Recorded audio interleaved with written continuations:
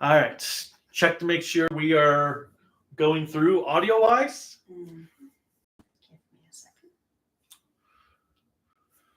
What's up, everyone? I'm the Kaiju no Kami from the Toku and Animation News Network with... Krelka Kane. And we are here...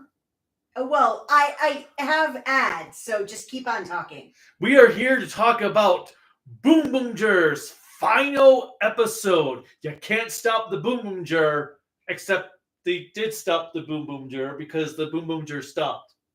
Well, I guess it's the finale. All right, hopefully you guys can... Yes. You can hear us? Cool. Awesome. So, it's weird only having one episode to talk about. Because we've been doing it in such chunks for everything lately. It's like, we have one episode. Well, that means we're already done with the live stream. So thank you, everyone. Have a great night. We're just going to go on home now. Oh, shit. We are home. Oh, my God. I have so much cleaning to do. All right. But, yeah. So we just watched the episode. Kicks off with the battle with Grand Risk. Which had Blue actually doing the finishing attack on him, which was pretty nice. Well, did it give you that oomph that you needed for Blue? I don't know. But it was nice for him to actually take care of the second boss. Well, he is the second in command, so to speak, of the team. But I like that fight sequence. I did like how we did have the opening theme and got to see everyone together again. Well, I think, like you said when we were watching it, was done on purpose because of the fact that for so many of the episodes, somebody has been missing from the opening. You either had Orangey, you had Blue, and then you had Red. And Boomer. Well, and Boomer. So now you got everybody back in it. Yep. And, well, I will say things did go down a bit how I predicted they would, where they would defeat Grand Risk. He'd use his energy to restore Michael Jackson, and then Boomer would show up, and Boomer would help do the final attack. Well, and we also got the mention about the former BBG owner. But I did like that we didn't actually have any mech battle.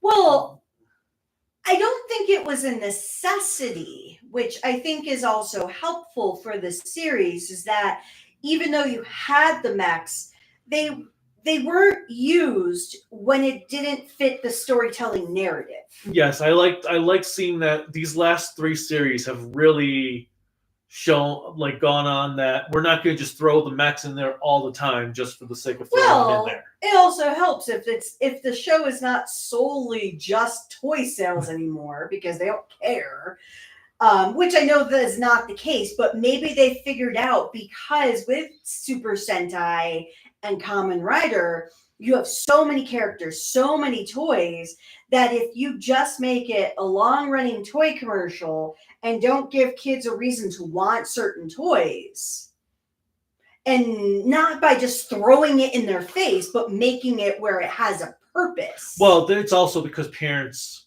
got frustrated because of how much product there was. They didn't know what to buy their kids. Like, I remember when Q Ranger came out, parents were complaining that there's too many Q-Tamas to purchase. They don't know what to buy their kid. Their kid gives them like 25 different things they want for Christmas, and either half of them are no longer sold, or they don't even know what they're talking about. Well, I can clearly understand because while I liked Kyoruger, that was even hard with the batteries. And I have a shit ton of those batteries. And it took forever because not everything came together. Nope. And if I think about it, even with 01, I have all of the keys. Not all of them. No, I just mean not every single one made, but I have so many of them. And I have duplicates because depending on what I bought, I needed to get the same thing again so I could have the other piece to it. And it's a lot. And this is as an adult saying it, with my weekly paycheck, think about for a parent, and I have him to take care of. I don't have children. I have an adult, which is much more expensive, by the way, but I don't have kids. So it's harder when you have kids, because you're not just buying them toys. You're trying to make sure they stay alive. Like, at least an adult, you know how to stay alive by yourself. I'm just paying to live for us and fun stuff. Well, you've clearly proven you can eat by yourself. You know how to make things. Not the point. No, I kid. No. But in all reality, it's very different. And if I think it's too much, where I have to kind of, and you have to do it at times with different stuff too. You have to weigh, like, is this really worth getting, or are there 10 other things I could get in replacement for this one thing? Mm-hmm. And so I can only imagine what parents go through. And I just think about back when we were kids in the time of the 80s, where it wasn't just 2 shows, essentially. They have more than that. But we had at least 15 different shows. Yeah, which is why sometimes, like, shows got the chef, because I only had Lionel and Mumra for Thundercats. I never had anyone else. But you had all of these shows, and they all pumped out toys. And there was only so much your parents were willing to buy, and that's if they had money. My mom had to really weigh, like, okay, what am I going to buy? Is there a bootleg version of this that I can get away with, type of thing? So props to parents. I just have to say that. So we kick off with the fight. We've also got our director, ISA director, leaving all smug-like when he ends up getting arrested suddenly. It's like, you don't have proof. And then Shirabe pulls out the proof, which everyone, it seemed like everyone was thinking that meant she was going to turn into a Boonboomger when she had that up. I didn't think she was going to turn into a Boonboomger, but I wasn't entirely sure. Like, it is a little disappointing we didn't get Boon White, which everybody was hoping for, but I did like how it recorded everything that Toshiro had made sure to record. And so that I thought was really awesome, because it gave a point to why he was doing all of that. Mm-hmm. Not just to take it down from the inside, but to make sure that evidence was there. But yeah, so we have our big fight with Grant's Risk. He gets defeated by a pretty cool Blue using 2 swords. But we also got the trio who decided to record everything. To not just record everything, but become the Spielberg of the episode. Broadcast everything. I think they became the Spielbergs of the episode, because my favorite line of this final episode is when Yaru makes the comment, "Is it really over? Did we win that easily?" And Decatrade is like, "Shut up! You say that and something worse is going to happen." And I'm like, and then something worse happens, so when you have Spinder, my favorite character, and actually my spirit animal with what he was saying in this episode, when he came back and you see all this gasoline, and you find out that the gasoline is not just, oh, we're going to attack everybody and their screens are going to fuel us. No, the gasoline is screams, war, poverty, everything that can cause pain. And you find out that was the world he came from, that he just witnessed pain. And he's like, and so I figured, if people are going to do it, why not have me control it? And I had to come with my bitterness, and he didn't say anything surprising. I was like, yeah, people do deserve. I was thinking the same thing. Because I came from that life of all I saw was poverty, pain, death, and from my childhood. Someday I'll have to do a video on it, and then we'll probably never have a channel again because we might scare everybody. But when you grow up severely poor, severely hungry, and you have no heat or electricity during the winter, where you have a propane heater in your home, which is not the smartest thing. We don't have that today. This was when I was younger. You do have that overwhelming bitterness that you want to cause everybody else pain because it's not fair. So you have to go You're propane? Yes, I'm Yeah. Now, I do think it's wrong to hurt people, but there are certain times when you grow up with nothing that your bitterness just gets so overwhelming. So I actually thought that was... I just thought of it as more of, I love the aspect, like, I decided that I was going to become the boss of everybody and everyone was going to have to bow down to me. I'm like, yes. Well, I actually liked his reasoning. Not that it was a good guy thing or anything like that. Like, yes, he is technically probably my hero, but that's because I'm a horrible human being.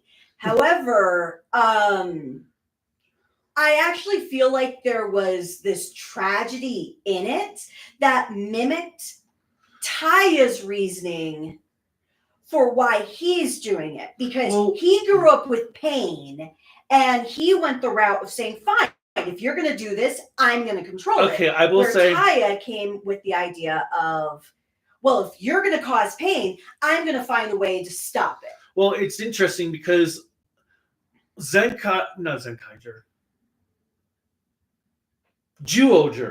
kind of did the same thing in the last episode where we got a quick backstory of Genis. But I felt here it actually worked having his backstory in the finale because it fit with everything that had been established with him up to this point. Well, you didn't want to make him overly sympathetic early on with all the mystery that you got. So the moment he's introduced, he becomes that sympathetic villain that would ruin... Because if they did that when he came on the scene, it would have ruined everything. It actually reminds me of Dr. Bias in Live Man, because we don't get Bias's backstory until the finale, and so it kind of reminded me of that. Well, and you can't be overly sympathetic. And admittedly, with the way it's done, you can't be overly sympathetic of him because it's done so far in the end that he's done so much horrible things. And essentially, he gets out of the whole situation jail free because he's dead. So it's not like it fixes anything. Well, yeah, I like though his, like, well, first I liked when he put it was like this with his hat. Then we have everyone powering up Taya and Boomer. They do their attack, and he's like, why didn't you kill me? Well, because you need to blah, blah, blah. Yeah, I'm not doing that. And then he just dies. And then he's like... And that, I think, was the best part of it is because, yes, you got this tragic backstory, but because of how horrible he became and how butchered he became as a person or as a being, to have him just go out and say, no, I'm not doing that, and peace out and die, it truly means that nothing was actually resolved, and it's going to cause more work. Well, it's a bitter victory for the Boonboomgers because they tried to do the right thing, and he's like, nope, I'm not having you do this. Well, exactly. It's like they won, but did they truly win? Well, and I like the aspects that, okay, he's defeated, but there's still remnants that are not going to give up their control. So now it's going to be this big gang war going on in the universe. Absolutely. Now, before we get to more, I want... hold on. Which actually I was thinking could also tie in, maybe that also ties into the King-Oger or the Boonboomger versus King-Oger movie, which makes sense because if King-Oger's flying around planets, they can end up meeting in a planet that is currently having some sort of gang war going on. So just to kind of go into the comments real quick, we have Blaze Hopper who says hello. Well, hey yo, and hey yo. And then Eudice says, hello, I'm the Nostalgia Cricket. I remember it, so you don't have to. Sadly, we can't take that. He didn't actually copyright it, but I will remember boundaries. And then Boom Boo in Brazil means something more like Babe Got Back vibes. Oh, like Sir Mix-a-Lot. Baby Got Back. Okay. I don't know if that's what it means. And then the last Sentai I've seen was Zenkaiger in only the first episodes. I wasn't enjoying it. And I can understand. He wasn't a huge fan of But Zenkaiger. every series after Zenkaiger has been amazing. Zenkaiger to me was my Seinfeld, so. Everything Don Brothers was like a masterpiece, except for the Versus film. Now, I don't know if this is Russian text. I'm not good on that. That's Chris is what they go by. Chris? Yes. Oh, well, hello, Chris. And then Anthony says, hello, Corelica and Kaiju. So, hi. And I literally just finished watching episode 48, too. So we're trying not to spoil it too much, but obviously, if you're hanging out with us, you know there's going to be spoilers. And then Chris, are you sure that's... We're not... Yes, I already... Okay. This is a conversation from like 2 years ago. I want to be respectful. They say, sup, guys. Jake says Boon Black, and then Star Wars fan says hello to both of us, and haven't seen the episode yet, but they did finish Grand Caesar today. VA Games was hoping for the opening in the finale to have all of the upgrades and such included. I would have been a little bit happier if the opening was updated, like if they shot a brand new opening that had all 6 on stage and... That would have been weird just because of that would have been too much work for one episode. And then Eudice says, Star Wars fan, great ending, wonderful series. I think probably for Grand Caesar, but... And then Star Wars fan says, oh, and last Wednesday I finished Star versus the Forces of Evil, and the ending sucked. I actually still don't know that series. I'll have to look it up. Well, I'm not going to bother if the ending sucks. Yes, you will. Nope. Arcana Master says, wait, what, did she get duplicates of?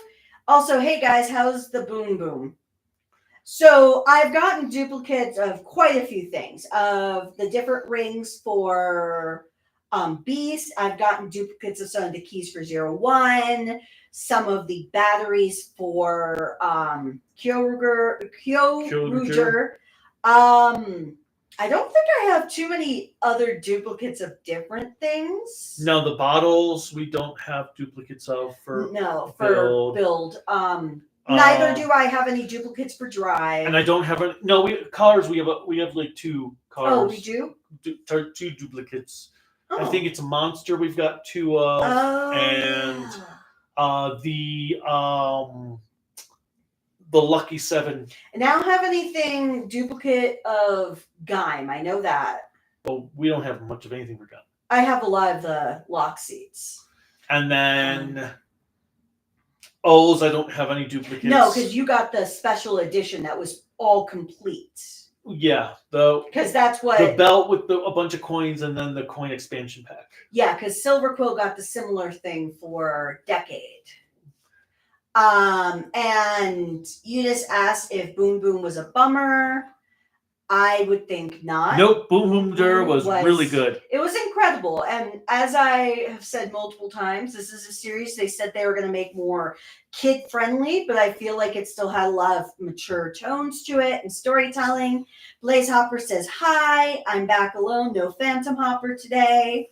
I hate Yadokar so much, and Cinder was interesting. I loved Yadokar. Of the villains that were consistent, Yadokar was my favorite. Spinder is my favorite overall for the villains. So. Well, Spinder is my favorite overall, but Yadokar was my favorite for the villain's consistency. And then Thea says, the weird thing is the suit actor for Love Cub in Kamen Rider Revice was seen as a credit in Boonboomger's finale, which wasn't in any other episode. No new suited characters in the finale. So, well, it could be that maybe... Well, they could have been one of the cops. They could have been playing Possibly. one of the cops in the episode. So I did like that Naito, that oh shit moment Naito had when the cops when his nephew's like, "What's going on?" He's like, and then the cops walk in and he's just like, well, did he think he was gonna get away with it, dude? Knight Rider always gets what comes to them. And then Star Wars fan says a propane heater. Does it come with accessories? Typically, a propane heater came with a heater, had like grills on it. Well, yes, it does have an accessory. The accessory to burn your house down. Yeah, there's that. Taya was rich from the start, became poor. Spinder started poor, became rich. Well, and that's why I was saying that they were basically reverses of each other. And while Taya didn't necessarily win what he wanted, he's going to have to work as hard as Spinder did, just in different situations. And then Star Wars fan says Spinder's life was basically rags to riches. And then Taya is the opposite, from rich to rags. And then Blaze Hopper says Spinder without a backstory was entertaining, but with a backstory was awesome. I like the backstory because I did feel it helped with the end of the series, but it came at the right time. And then Blaze Hopper says Spinder was like, nah, hate me 3,000 instead of dusts away. Well, yeah. Oh, God. Then Kevin Jones says, happy Sunday. Happy Sunday. Hello. Hopefully you're having a relaxing day and didn't have to work. Anthony says, I would give Boonboomger a 3 out of 5. It's a good series, but not one of my personal favorites. And I can respect that. I'm like that with a lot of different series as well, because every series has to have something that grabs you. Like, his favorite series is Die Ranger. Mm-hmm. And while I enjoy Die Ranger, it's not my favorite. It's kind of like Kamen Rider Black for me. They're good series, but they're not my favorite. My favorite is Hurricaneger, and you could care less about the show. You enjoyed it, but is it your favorite? No. Is it in your top 10? No. Exactly. It's not even in my top 20. Exactly. Well, maybe 20. Not 15, though. But, no, probably not. Oh my God! The point of it is, we're all going to have different things we like, and I can see why somebody would give it a 3 out of 5. Like, when I originally watched Geats, I hated the show. I thought it was so repetitious, and then when we rewatched it, it became so much better. So sometimes it could just take rewatching it as well, but... Well, it's just like, what series was it that I watched? The first time I was kind of like, For which one? Well, I'm trying to think of which series that. Well, I guess I hated Go Busters the first time we watched it, mm-hmm. And then when I rewatched it for the review, I was like, man, this is actually really good. Yeah, you've been saying I need to. Hibiki was also the one. I didn't like Hibiki at first, so I never made it past, I think, episode 10 when it was first airing, and then years later, I watched the whole thing in full, and for the first half, I was like, oh my God, this is actually really good. And then Blaze Hopper says, Kira Major, Zenkaiger, Don Brothers, King Oger, and Boonboomger are the best seasons of Sentai. We are really in the golden era. I would say yes. Yes. Well, no, what I would say is yes, is I feel like every 20 years of Super Sentai, from what I've been saying, or every 20 to 30 years, you do get that period of really strong series that helps to weave it. Because the 90s were really strong. The 90s is what I consider the golden era of Sentai. Because that's when Sentai was at its fullest. It was pulling out, not only was every show good from Jetman to Time Ranger, but they were trying new things all the time. They weren't trying to repeat each other. They were taking ideas that worked in other series but were implemented as well and tried to improve upon it. But I will say that this Sans Zenkaiger, because... Well, just... But this has been the best, most consistent quality I would say Sentai has had since the 90s.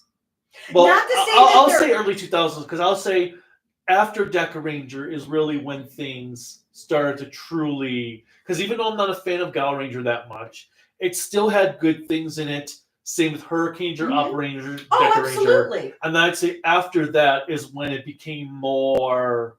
Well, I feel like everything ebbs and flows for a reason. Because you're going to get new blood, you're going to get new audiences, you're going to have new risks. And looking at it from a business perspective, you're always going to have that perspective of ROI or return on investment. Like I will say everything from the post Go Kaiju series until Kira Major is probably the worst era of Sentai. Well, and that's what I mean by the ROI, because they had to keep on looking at what was working, what was not working. And once they came up with a strategy, their investment in trying new things and not going with the traditional formula that they've done for so long actually gave them a return. Well, I think part of it had to do with Bandai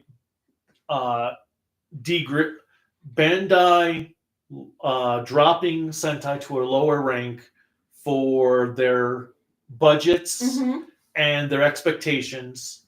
Because it seems like after they did that, once we got, that's when things started to really pick up. Because Kira Major was the first series that had the new budgets in place, the lower tiered ranking. So that's why there was a lot less gimmicks and stuff in Kira Major, and it worked to the show's benefit. Well, exactly.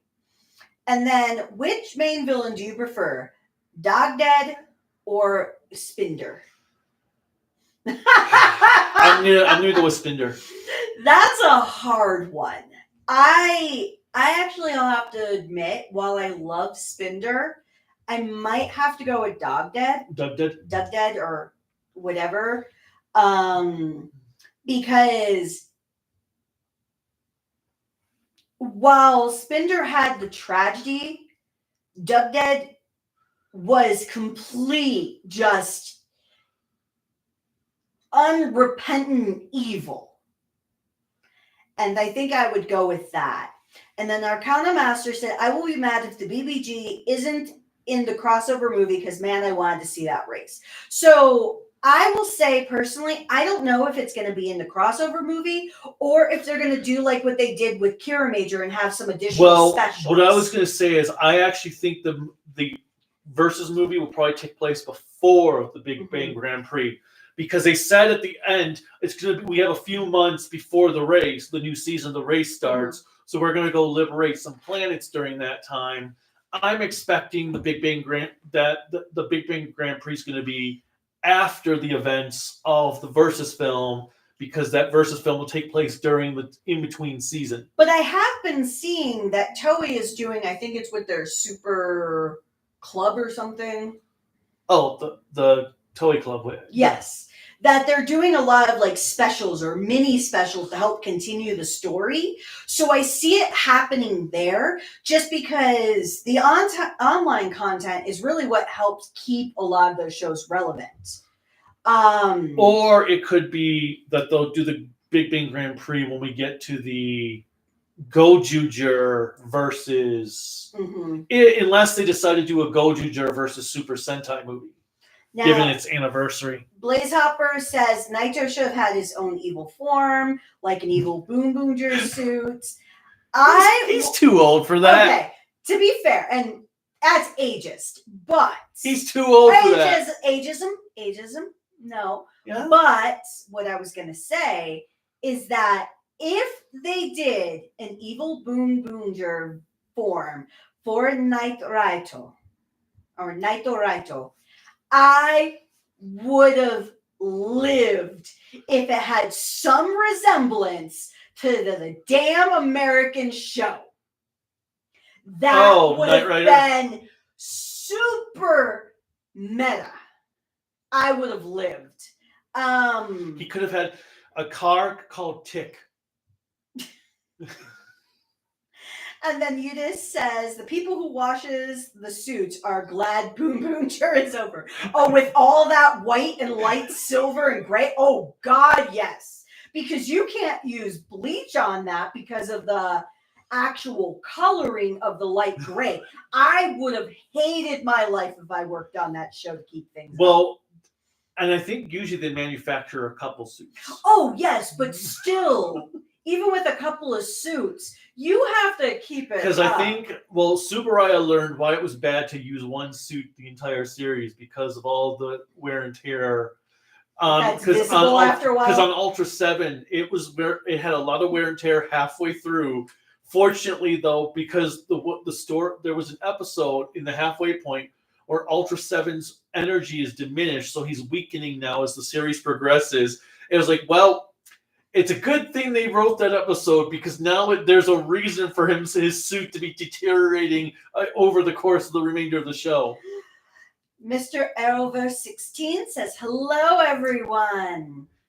Hello! And then Blaze Hopper, my favorite Sentai is Dawn Brothers. Like it's my first Sentai that they watched weekly.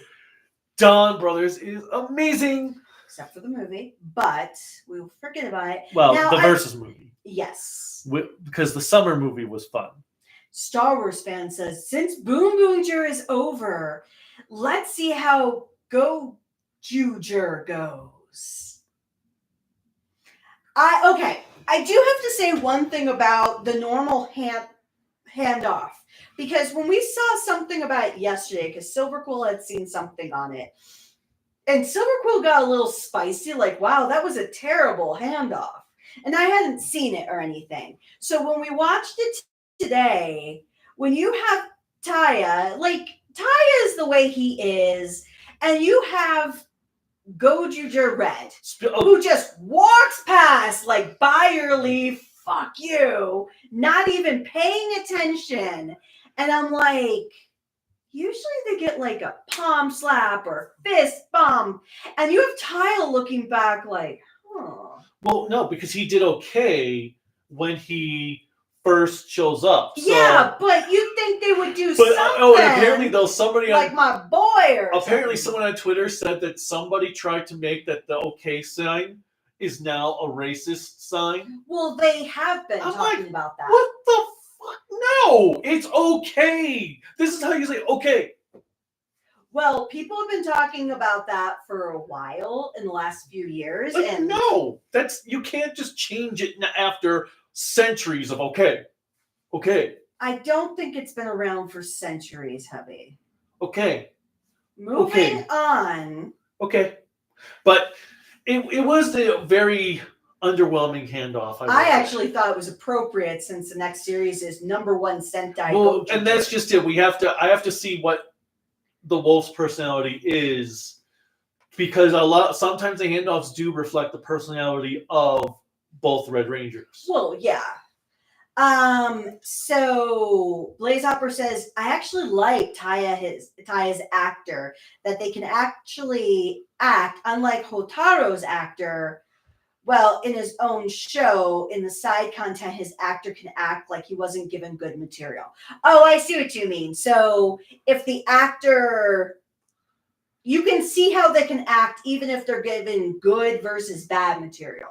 And yes, you can always tell when an actor is given shit material and they can still work with it. Like some of the actors in Ghost.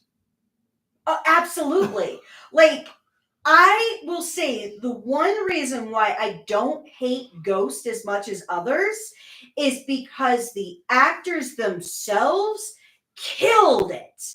Because no matter how shitty any of the material, and you knew just watching the episode, the materials were crap, they still acted the hell out of a scene and tried to make it work. And that's the only reason why I still respect the show, is because of the casts, not the writing. Well, same with Well, think about Rio Soldier. They had a terrible scripts, and you could only see 2 actors really know how to fucking act in that show. I am sorry. The actors in Rio Soldier weren't that good, except for, I would say, Nada, and I think it was Pink. she was okay. It wasn't red and it wasn't blue. No. And it wasn't green. Black was the only other one that could do a somewhat feasible job, because even the Sixth Ranger, he chewed the scene. Oh my god! Over the Canelo. You can tell when people know how to do a good job. The girl, being like 13, outacted half the cast. Oh, his little sister. Oh yeah. My god, she ran circles. It's kind of like if you think about with, let's say, King Oger.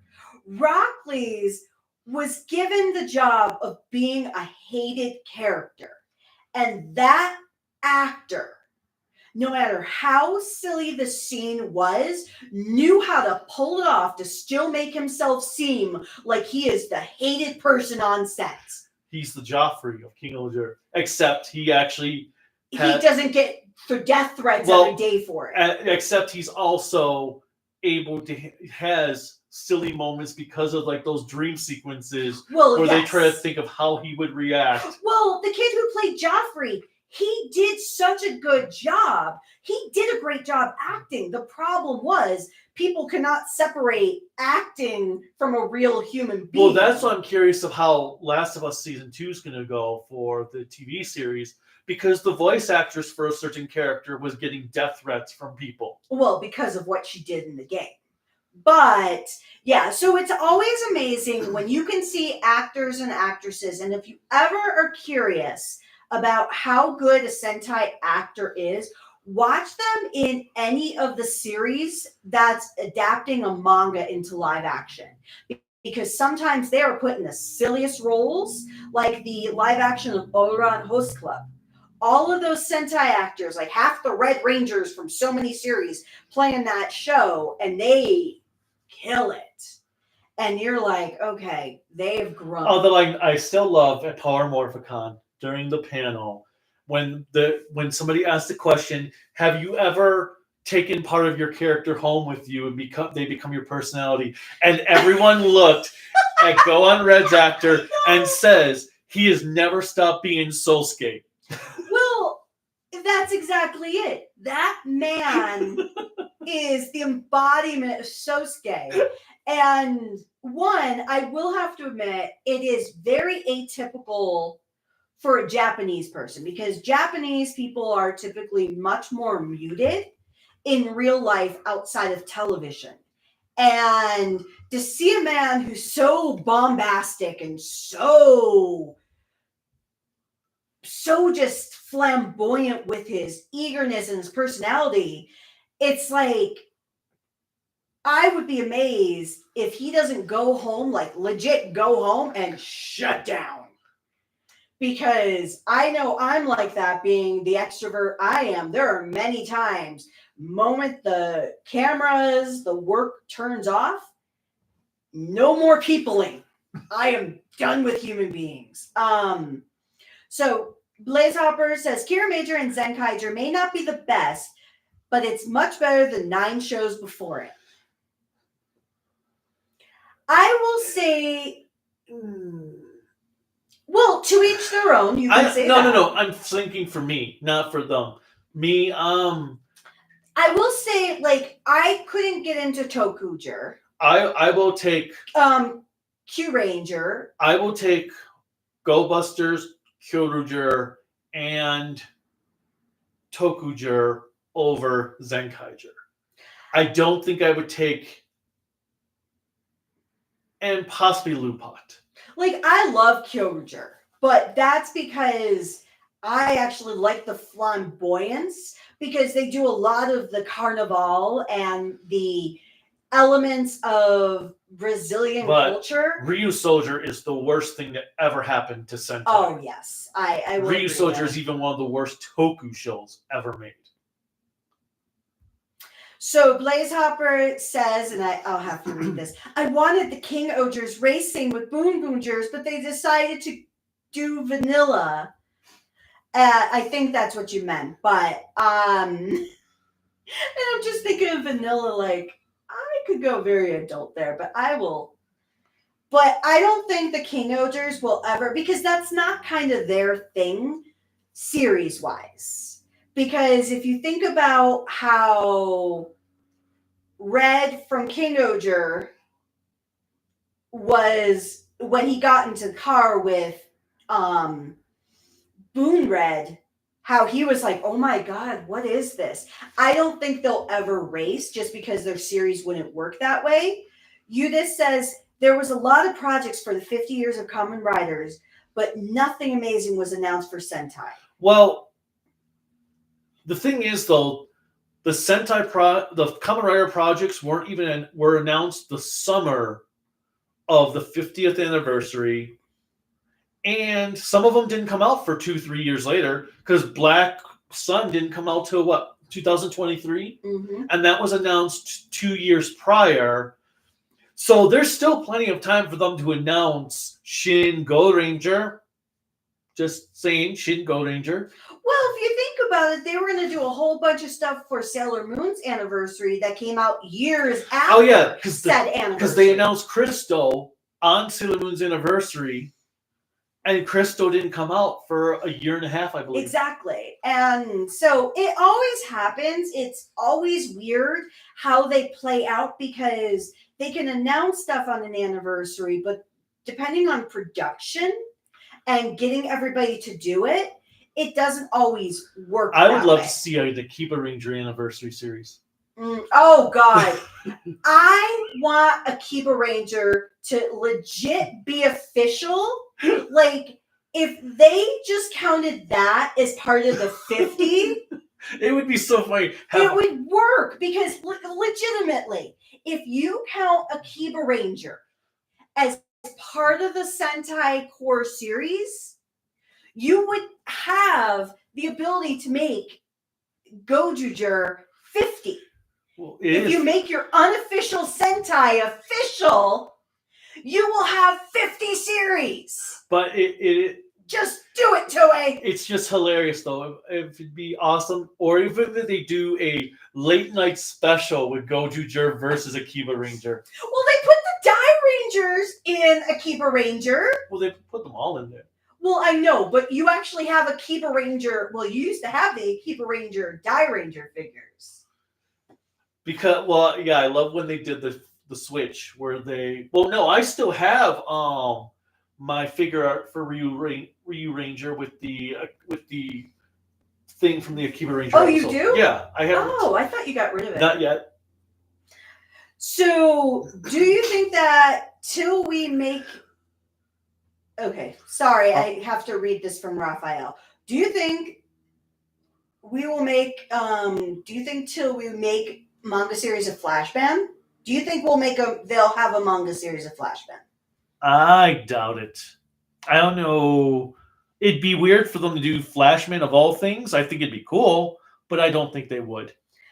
Blaze Hopper says, I think the 80s era is the best of Sentai.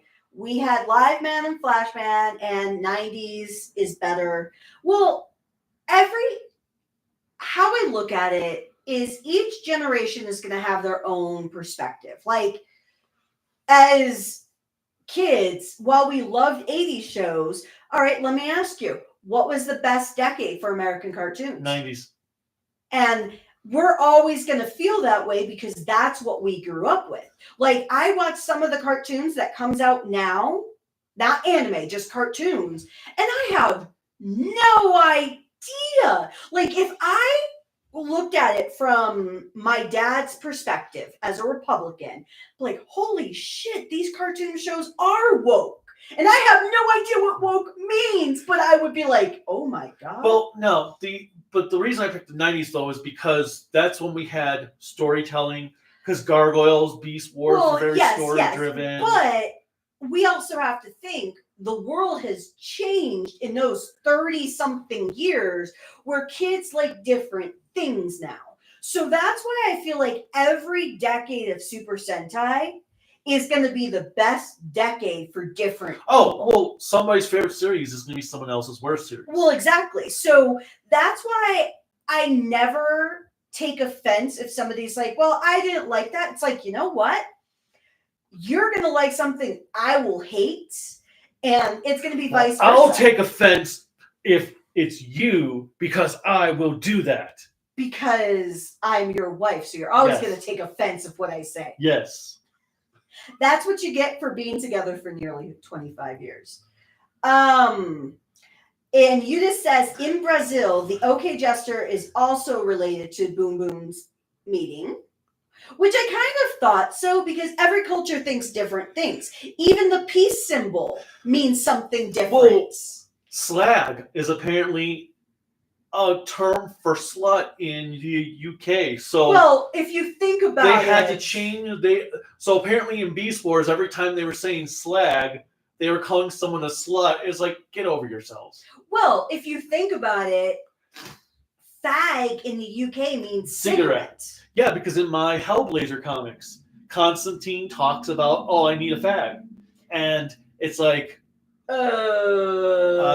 what are you saying? That's terrible. And it's like, oh, shoot. So we all have different cultural differences. And then Mr. Overseer says, I'm still going through Digimon Adventure Season 1 and 34 episodes in. Isn't that what we just watched? Well, yeah, Season 1 is what we watched. Is that Digimon Adventure or just Digimon? Well, technically it's Digimon Adventure is what its full name is. Oh. I didn't know, because this is the first time I've actually really watched Digimon. Because it's Digimon Adventure, Digimon Adventure 02, Digimon Tamers, Digimon... What are you confused on? You said Digimon Adventure, Digimon Adventure 02. Isn't that Season 2? Yes. Why are you calling it 02? Because that's the actual name. Digimon Adventure 02. Why the 0? That's just what they called it, because that was their code for Season 2. It could just be Digimon Adventure Season 2. You don't need Digimon Adventure 02. And then Digimon Tamers. Is that Season 3? Yes. Then just call it Season 3! No, because it's not in the same universe. Is Digimon 02 the same universe? Yes. Because Digimon... See, this is why he could deal with Pokemon. It was the same goddamn show Digimon for 30 years. 02, I think it's 2 years later. I'm just going back to the comments because they make more sense than what you're saying.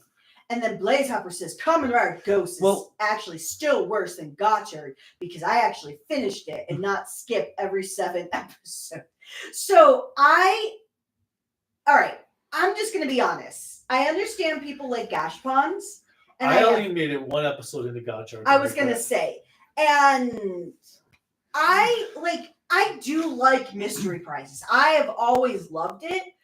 But at the same time, if I have to play that game just to get the gimmick for a series I enjoy, never gonna happen. Nope. And that is what turned me off of Gotchard. And the first episode, even though they were doing all of this Egyptian the first episode was presentation, garbage. It was actually incredibly boring, just like Saber was. And there are certain series where the episode 1 can be the worst thing I've ever seen, and I will still watch episode 2.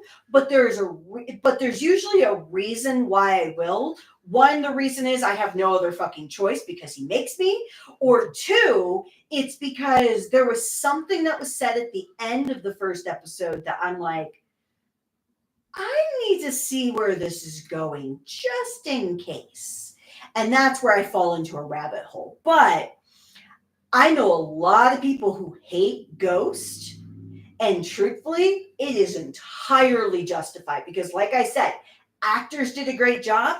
Story made no Especially sense. the first batch of episodes. The first arc. It was the longest arc ever. But it wasn't long. That's the problem. Well, it was 13 episodes, but they went through 99 days in 13 episodes. Well, that's what I was going to say. It felt like the longest arc. It felt like the month of January for 2025, where it felt like we went through the year of 2025 in a singular month. And then, what's a Sakito? The real 6 Ranger is Bundario. Well, technically, Blaze Hopper, you are correct. Sakito and Bundi could be considered the 7th and 8th.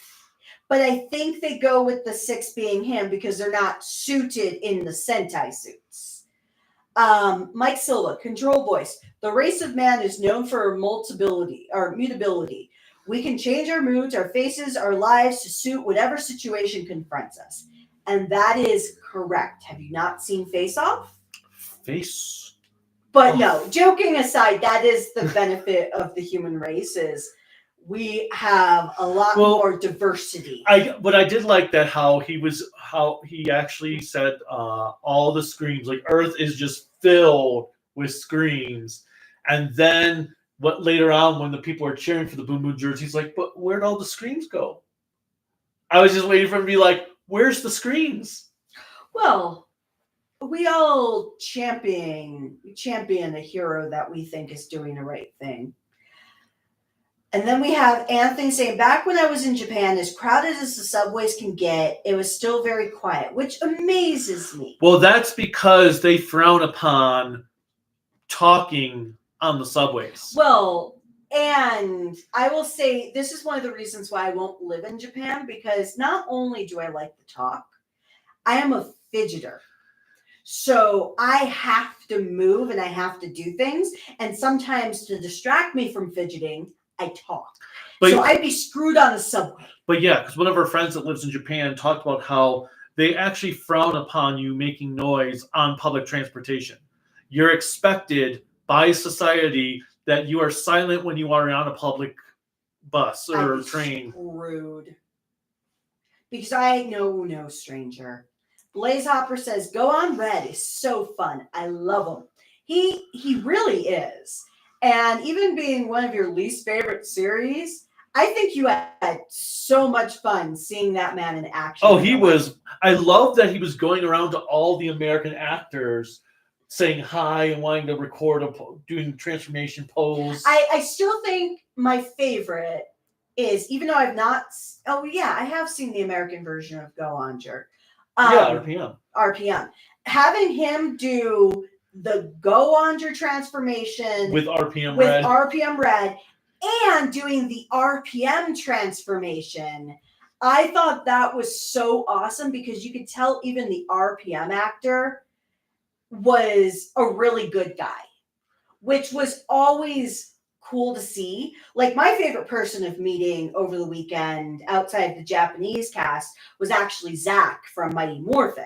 So I liked meeting for the Power Rangers cast. I really liked meeting Beast Morphers Red. He was. Did I get a chance to talk to him? Yeah, because we interviewed him because he's also the teacher. Yeah, he was the most humble I think I've ever met of anyone.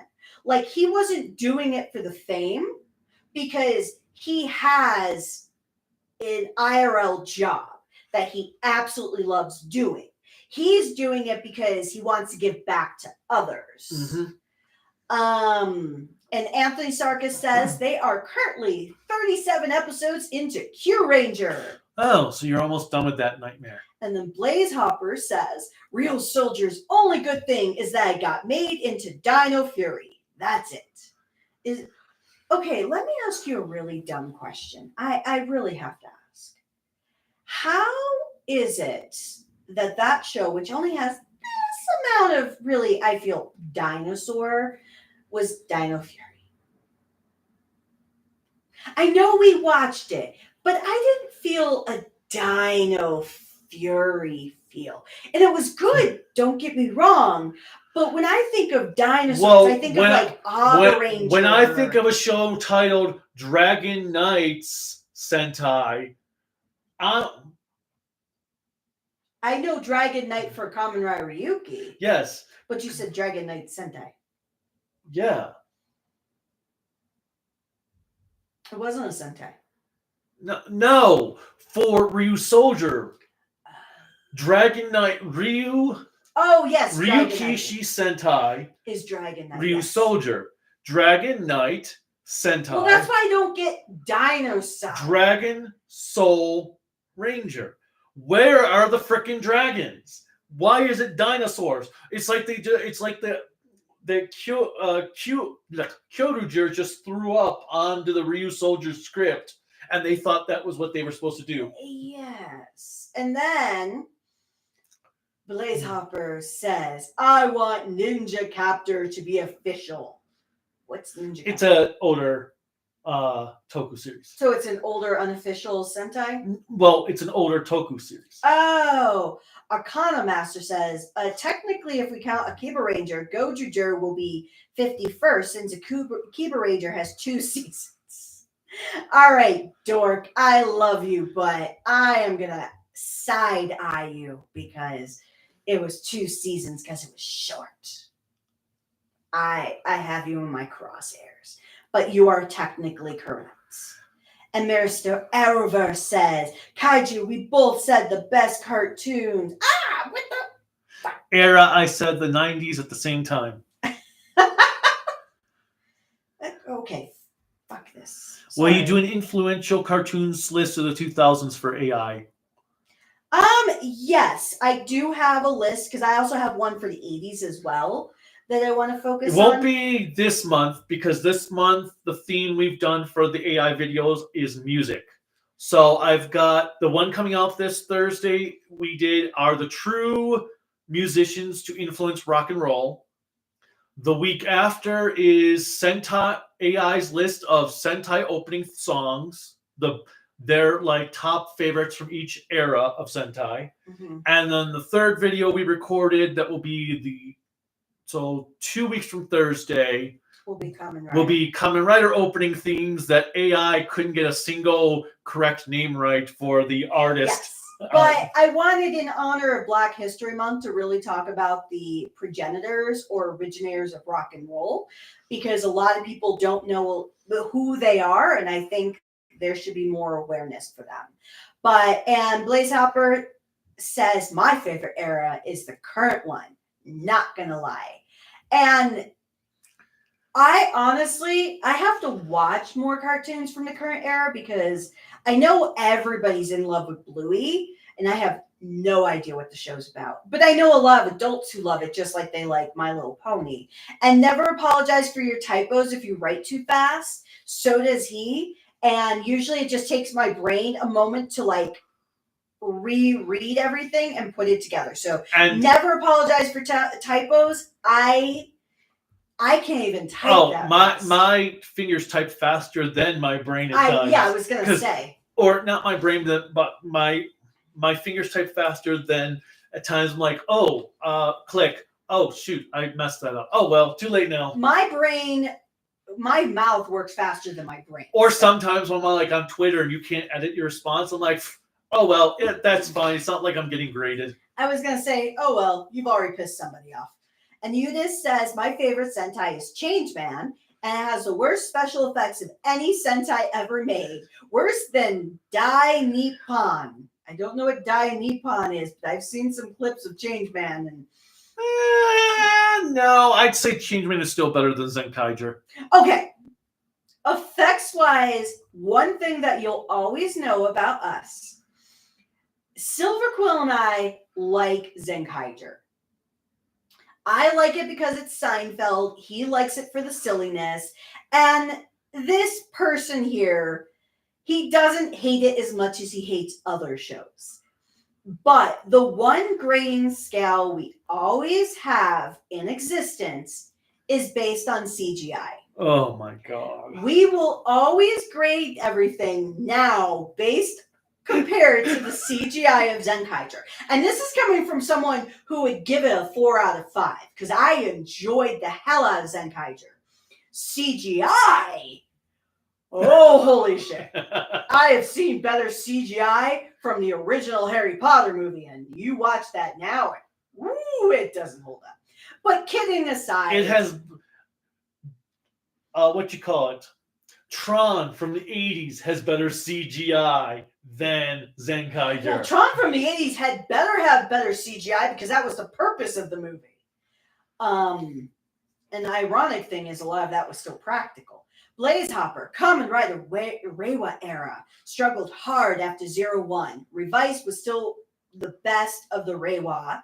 in their opinion, but Gov is looking to be best overall. Good show for Kamen Rider. So 1000%, I will agree. After we finished 01, we did have some struggles there. Then we got to Revise. Revise at least proved to me why I love Kamen Rider. Because I was a little worried there for a minute. I liked Revise, but I will say after we had rewatched Geats, I know Geats was the better show because Geats was more consistent. Revise really, after the Deadmans were taken out, Revise really struggled. Yeah, Revise really struggled, and there are things about it that the more I've thought about as time has passed, like, I didn't like that they did that. I didn't like how they did that. Well, I am not saying it's the best show ever.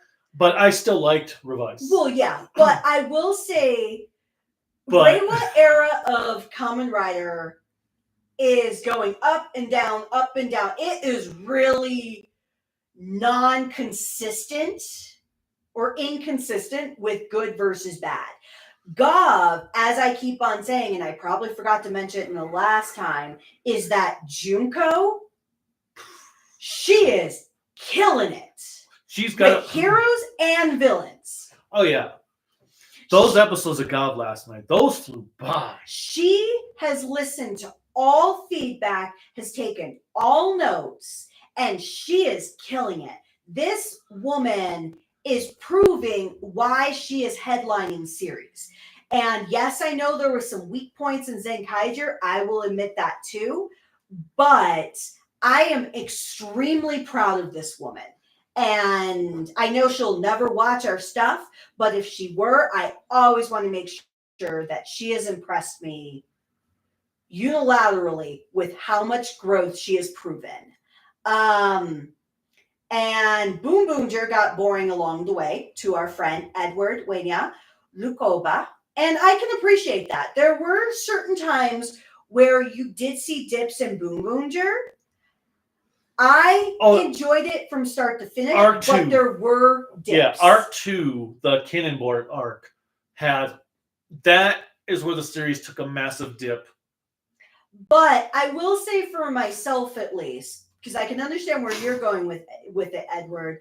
I feel like once we got past that low point, that it started coming up. Now, once we got to Genba's arc, everything I felt got better. But I will admit at the same time that I could see why some people might not enjoy it fully now, because of that dip. So I will say my least favorite episode of the entire series is the Joe Dinosaur one? No, the soccer episode. Well, that's because you hate sports episodes. So the soccer episode is my least favorite episode of the entire series. The dinosaur one would be the second one. My favorite episode is going to be is probably, because I know for the first half of the series the ATM machine one was my favorite, but I'm thinking my favorite episode overall is when what's his name? Spinder comes to Earth. I think one of my favorite episodes, I don't know if it was the ATM episode where they find out that Joe has no money, because I thought they had water. No, that's the ATM one, because they go to, he shoots, because he's shooting at people on the weight of their bank accounts. Okay, yes. Weigh them down, and he doesn't get hit, and everyone uses him as a shield. And he's like, that's because he just paid his bills the other day. Mr. Arrowverse did help to explain another thing about Digimon, which I am going to say Digimon Frontier is not in the same universe as 1 and 2. What the hell? How many universes are there of Digimon? Every Digimon series except for Adventures 1 and 2 and Tri are in their own universes. So is it like Gundam then? In a way, yes. In a way, does Kamen Rider and Sentai. Blaze Hopper agrees with me here that Dragon Knight is actually good, not gonna lie. And I 1000% agree. For an American adaptation of a Kamen Rider show, while it wasn't perfect, it is a really good one. And if nothing else, it's a guilty pleasure of mine. Anthony Sarkis says Go Ranger is still their favorite. And Kamen Rider 64 agrees that Dragon Knight is also awesome. And Sarkis says, I'm actually enjoying Q Ranger so far, despite its flaws I have with it. And that's the one that has the best line in the franchises overall, doesn't it, hubby? Which one? Q Ranger. Yoshilake! You're gonna be lucky if you're still breathing after tonight. Ooh, that was a bad accent. I meant my favorite era of Sentai is the current one. No, I can see it. Like, I could give up the 90s era of Sentai easily. There are great shows in there. I love it. But I can honestly say I do agree with you there, Blaze Hopper, that this decade so far has been killing it with unique storytelling that you have not seen in a long time. Arcana Master asks, so Kaiju, you going to do a top 10 worst Sentai list for the 50th anniversary? Inquiring minds want to know. Probably. Wow. Well, probably. Now that I have have reviewed every show in a couple months after I watch King Oger and do Boonboomger. I'll probably do two. I'll probably do a worst list and an updated top 10 list, because there has been some changes to my top 10 list, especially on our rewatch of Time Ranger now, since it's now my 4th time watching the Shock Factory DVDs. That I think it's the worst series out there. No, I think I like it more than Jew Ranger. Okay. But and then obviously, and Dawn Brothers is in my top 10 now. Well, I will honestly say, from the series we've watched now, it just hurts because that means Kingdom Man and Mega Ranger get bumped. Oh, poor babies! But it's that's how things evolve. Kingdom Man is not that good. Kingdom Man is fantastic. Kingdom Man is not. You were enjoying it. I enjoyed it, but it is by no means Kaku Ranger. No, it's not Kaku Ranger. No, I just mean of the 90s. Like, if I had to just do for the decade of the 90s, my favorite Sentai is Kaku Ranger. Hands down. If I have to go with the 2000s, you already know what my Sentai is. Exactly. And so... Okay, so what of the 2010s? Is it Gokaiger or Kyoruger? Kyoruger. And what are the current ones? So, Zenkaiger through Boonboomger. Honestly, hands down, if you just exclude one little Versus movie, Dawn Brothers. Yes. And then let's see. So just kind of going back to this real quick, and I'll finish up this and we can talk a little bit more about the series. Dainippon was an old Sentai video made by Gainax. Anthony says one of the issues they had with Senkaiger is that they felt the comedy was a little overkill. Blaze Hopper says Revice had a better ending, less plot holes, and Keiwa and his sister are bad. Doesn't like them. Yuta says Aikoku Sentai Dainippon. I actually like that title. It flows really well. It doesn't sound like gibberish coming out of my mouth. Number one Sentai Gojuger. I was going to say I keep wanting to say Daijujin. I don't know why. Arcana Master says, I see Kaiju forgot how bad the episode for baseball was in Boonboomger. Wait, was it baseball or soccer? I think there were both. But baseball was pretty shitty. Blaze Hopper says Dragon Knight is what Saber wishes it was. Nice. I like that dig. And then Kamen Rider 64 says, for me, Corella, which Rider series would you like to see get adapted? If they were to adapt in America another Kamen Rider series, the only thing that I think could work for American audiences of modern stuff would be probably 01, just with all the technology and hacking. The baseball episode was in the second half of the show. Yeah. Or was in the first half of the show in the second arc. I remember that now because it was one of the last ones before I did the first half review. No, I still dislike the dinosaur one more than that. But overall, the soccer episode is my worst episode of the series. Now, did you hear what I said about American adaptation? Because Commodore 64 asked me, which Rider series would I like to see adapted? And I think America assumptively. And I said 01. I think that could work more so than any of the others. I think Geats would work also because of the whole Fortnite aspect. And the Hunger Games aspect. Mm-hmm. And then, let's see. Star Wars fan says, my favorite Sentai series is 2000s for Heisei. Blaze Hopper says, I'm going to watch Zenkaiger and Build together, so I'm ready for the tonal whiplashes. Actually, I don't think you're going to have too much of a tonal whiplash with some of Build. It gets silly at times, dude. It does. It's nothing like Zenkaiger, no. But, Gotchard movie is actually bad. Oh, for Blaze Hopper, I have no doubts. Because one series that we completely skip over all the time is Geo. I know it's not Reiwa, because we haven't watched it yet. Yeah, but nobody talks about Geo. And Anthony Sarkis asks, when do you plan on watching King Oger for reviewing? Well, now that I'm done with Blazer and I'm starting to work, I just recorded my Blazer review. Was that yesterday? No. Yes. Friday. Was it Friday? Yes. Oh, yeah. Today's Sunday. So I recorded my Blazer review on Friday. I'm going to spend the week during downtime when I'm bored in Florida. Which hopefully shouldn't be that much. Well, I'm thinking it like at night. Oh, yeah. I'm going to work on editing it, but so once I get that out in 2 weeks-ish, hopefully I will then start watching King Oger.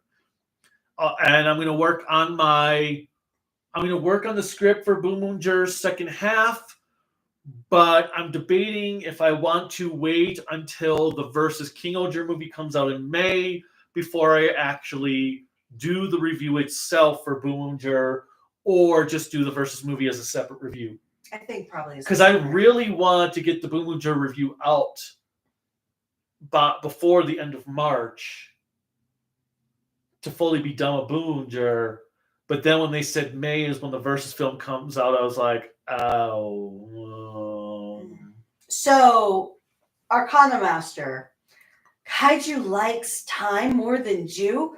What is he cooking? Nothing. He doesn't cook. And the Arcana Master, let's go.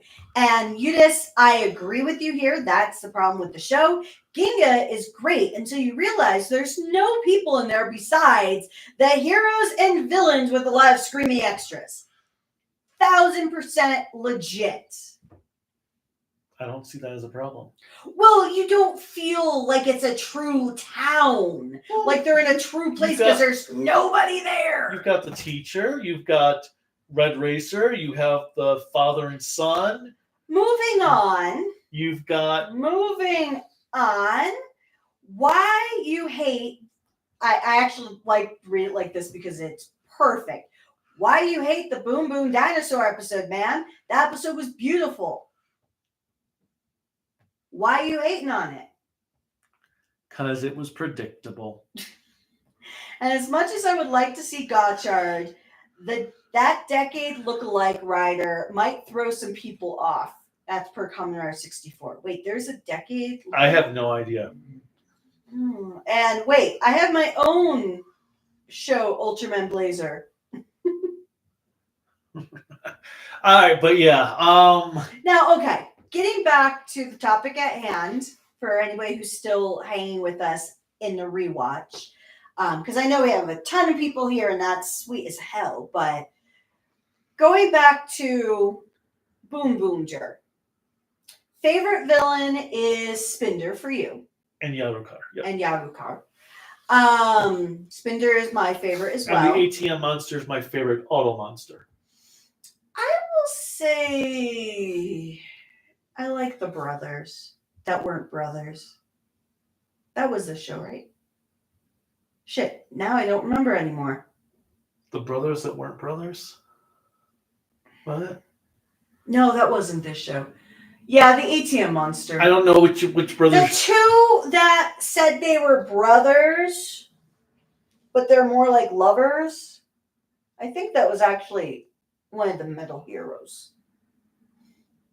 Oh, are you talking about the two dudes from Metalder? Yeah, that's why I was like, oh, that's Metal Heroes. The two horn guys? Yeah, that were lovers, not actually brothers. I'm like, wait. Like I was way off by decades. I would say the ATM monster is probably that and the toilet monster, because the toilet monster was absolutely ridiculous. He was kind of crappy. No. Best monster of the week was the fitness one. Oh, actually, it was funny though, because remember when we had those two guys with the fitness monster, the one who was two that were all muscular? Well, one of those was the guy from Blazer. Really? Yeah. Oh. The one who was Earthy's, who helped build Earthy. Oh, yes. So the one guy with the muscles is going, yeah! That was the dude from, oh my God, now I can't think of his name from. I know you're talking about. Blazer. Now, Bondo. With the main characters, we're just going to go with the core 6. I won't include Bondario or Bundi yet, but of the 6 humans, who is your favorite? Of the humans? Yes. So not Gemba. Human-like that didn't have a mech suit. Okay, fine. Gemba. Gemba was my top favorite. Then would be Mira. Then Taya. Then Chishiro, then Sakito, and finally Joe. I don't know if I'll put them in an order like you just did, but I will say my favorite character of the people alone, the Rangers was Mira. And this is a rarity for me because generally I don't like how the female Rangers are written in Sentai, because more often than not, they're not given a lot to work with. They're looked at like a foil just to help with saving people, or they're not given a lot of development. But Mira's character was given a lot of development in the series. And I think she became really the most important character in the series. She starts the series in a wedding dress and she ends the series in a wedding dress. What more could you ask for? And I love the fact that she now owns the Big Bang Grand Prix. Not anymore. She's the former owner. That's what they said. No, I thought they said that she made Miss Former Owner. No, That's what Sakito said at the restaurant. Miss Former Owner. She did the right thing, got the people who should be running it back in. Okay. And then gave them back ownership, which I thought was smart. So I actually like that, because I don't think Donna Noble of Sentai could own a franchise. No, she really is, in my opinion, Donna Noble. I'm just thinking also that in the specials, they talk about Donna acquired all this money and then she gave it up. Yes. So that's why I said Donna Noble. Merrick acquired the Big Bang Grand Prix and then gives it up. Like, why all that money? That's why she's Donna Noble to me. I wouldn't do it myself, but she's my favorite character. Now, of the mech characters, Bundi and Bundario, who did you like more? I like Boomer more. I will say he makes curry. Outside of his cooking skills, I would actually say they did give a lot of development. We're finding out that he was actually a villain for a lot of the series too.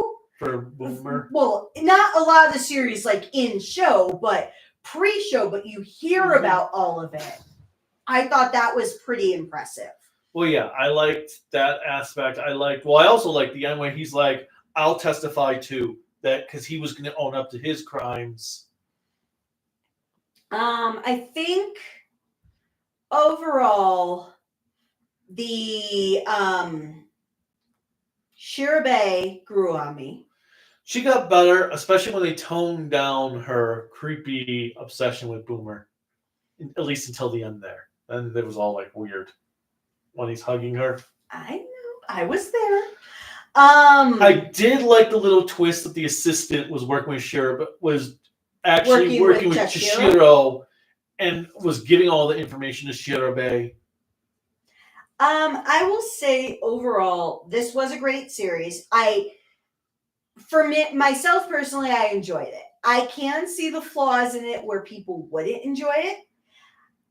I would say also, if somebody is new to Super Sentai, I think this could be a good starter series because it also gives you nuggets with those crossovers of other Sentais if you have interest in learning more.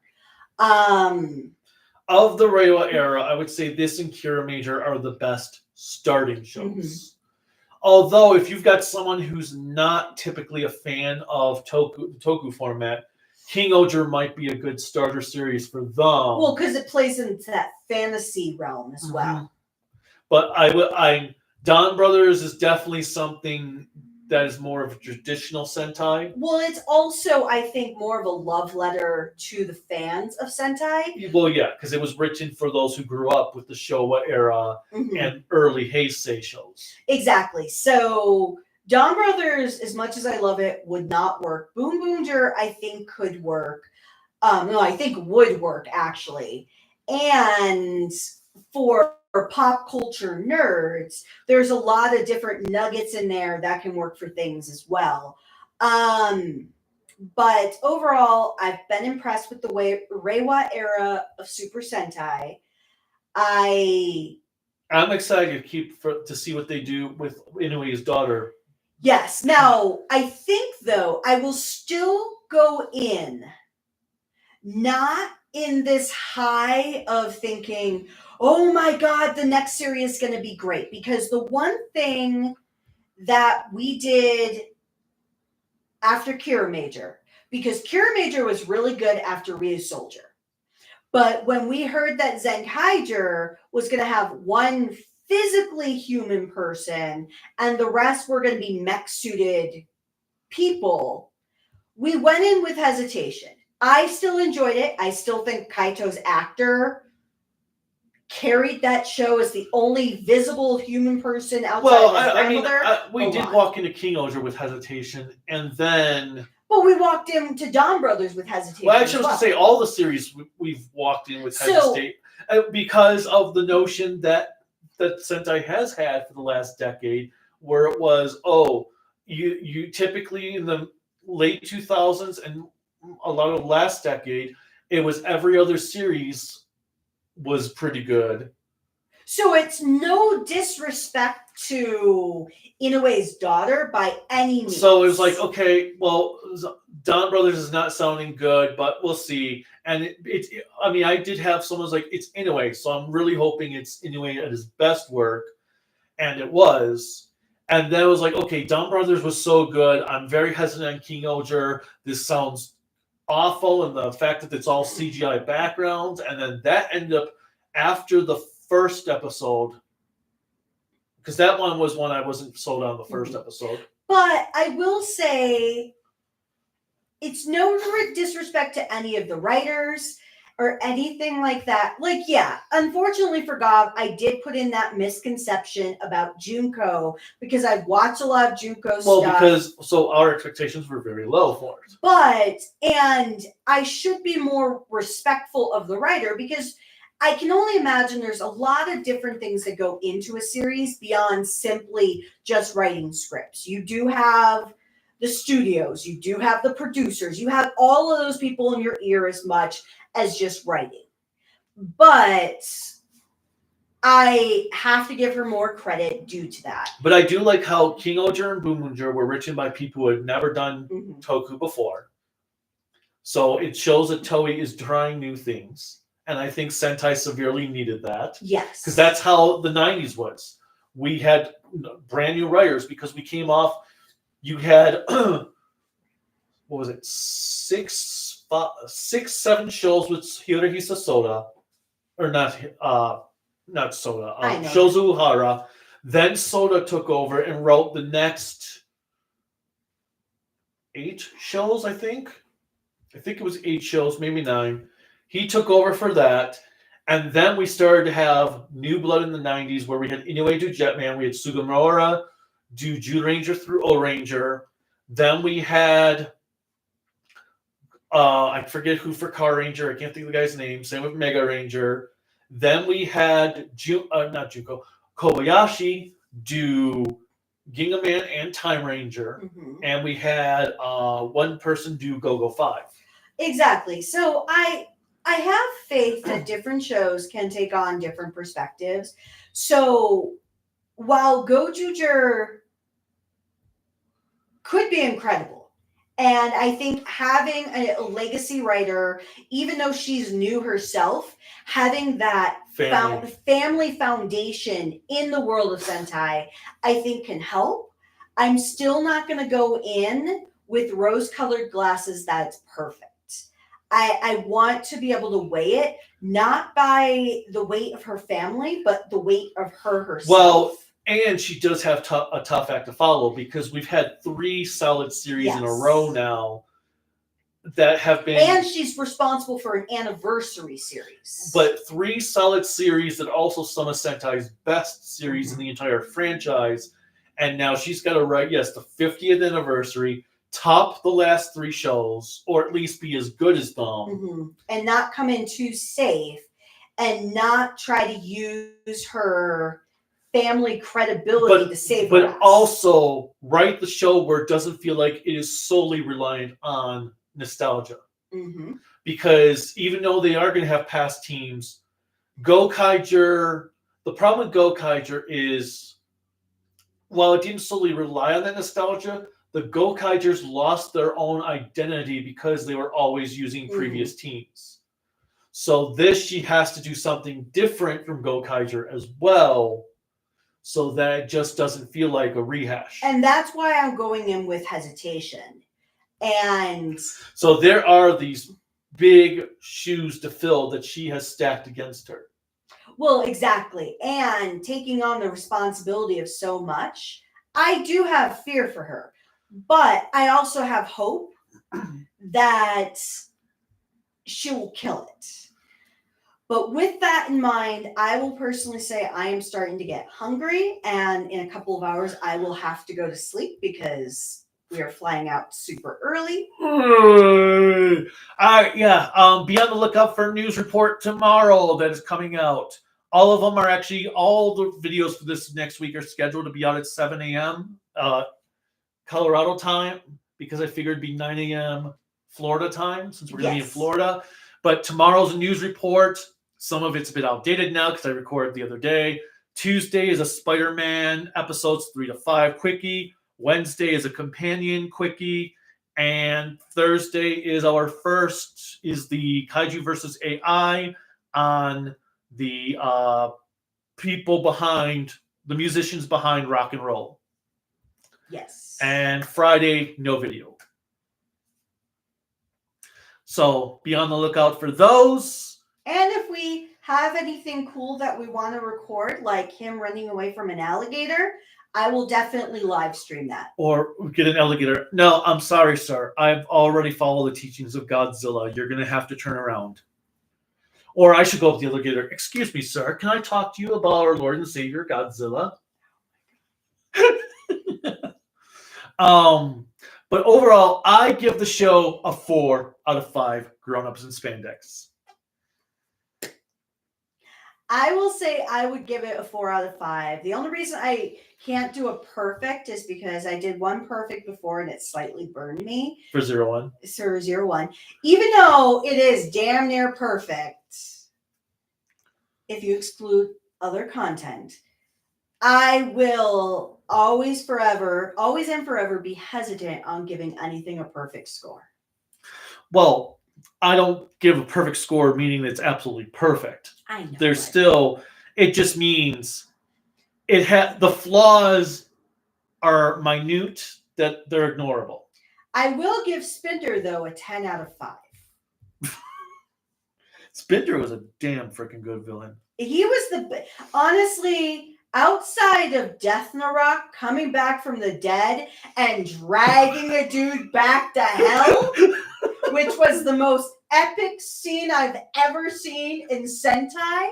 And that truthfully was like chef's kiss of a scene from a Sentai where he just like, yeah, you're coming back. What was that guy's name? I can't think of it now. I know. I think it was like Ijun or something. Not Ijun, but something. I know it started with an I believe. But out of Death Narok, grabbing that dude, dragging him to hell, which I will forever have ingrained into me as the best thing ever. Spinder topped that just with how cavalier he was with everything. But with that said... Well, we've got a few more comments. Let me just read through some. Okay. Kamen Rider Legend is inspired by Decade. I'm assuming that's what they meant by a Decade character in Gotchard. Oh. No, we have not watched Ultraman Rising. Yeah, the bodybuilder guy was from Blazer. Dinosaur episode is definitely not a new episode plot for Sentai. I liked the dinosaur episode because it showed Joe had a softer side for the monsters too, which... that was the only part I liked, but it also made him seem like a fool. Fair. Thoughts on doing a top 10 favorite Sentai villains video? I might. I also want to do top favorite theme songs from Sentai villains. What's the Sakuto you all are talking about? There's no Sakuto. Boom Boom indeed make curry. I like Shirabi being a simp. Let's see. Kamen Rider Legend, that's his name in Gotchard. Oh, yeah, actually, I was going to mention that. I feel like, did we even see the 119 form? No. Beyond, like, one time in the second half? No. I was thinking about that. I was like, man, we have not seen that form, because when the fire engine appeared at the end, I was like, oh, yeah, that thing exists. Because I don't even remember the Lion Mech being used for more than a couple episodes. Actually, it wasn't.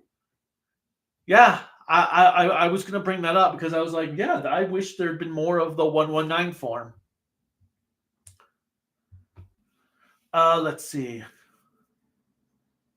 I'm glad we got 5 good seasons instead of 7 bad. Car Ranger was the guy from the Toei Fushigi Company series. Yes. Anyway, his daughter actually wrote the better episodes of Gotchard. I've heard that from a lot of people. Let's see. Alligator, no, I have a match with Snapping Turtle who owes me money. Okay, we have some questions there on how that works, but... Or you could do the Happy Gilmore did when the alligator ate the golf ball. Oh my God, no. All right, but that is pretty much all we've got. So thanks for watching. As always, click like, subscribe, the bell notification, whatever else YouTube has you clicking and support us. You can support us on Patreon and Bluesky at Toku AAN Network, Facebook, Instagram, Discord at Kaiju no Kami. The website is creativitybydesignllc.com. There's cool Kaiju no Kami merchandise you can buy at creativitybydesignllc.com/shop. There's also a link in the description below. There's also a link in the description below for a GoFundMe that you can use to either just share to people, can donate to help the channel survive for another 10 years. And that's pretty much all we've got. So be on the lookout for the content coming out this week. And we will be in Florida, hopefully enjoying it and enjoying the beach and stuff and the not cold weather. And we're looking at possibly moving out there. So if anybody has any recommendations, if they've ever been to Florida, definitely let us know. We're going to be in the Orlando area this week. Well, we're going to be in Orlando and Melbourne. Space Coast. And Melbourne. Yeah, which Melbourne, Titusville, Palm Bay are on the Space Coast. So we won't see any rocket launches because I don't think there's any scheduled, but we'll at least see where everything You mean we is. won't get to see any rocket crashes either? I would hope not. But all right, until next time, which hopefully we'll do a Gojuger one sometime in the next week. Yes. Until then, bye. Orlando has a nice Brazilian restaurant. Ooh, I like Brazilian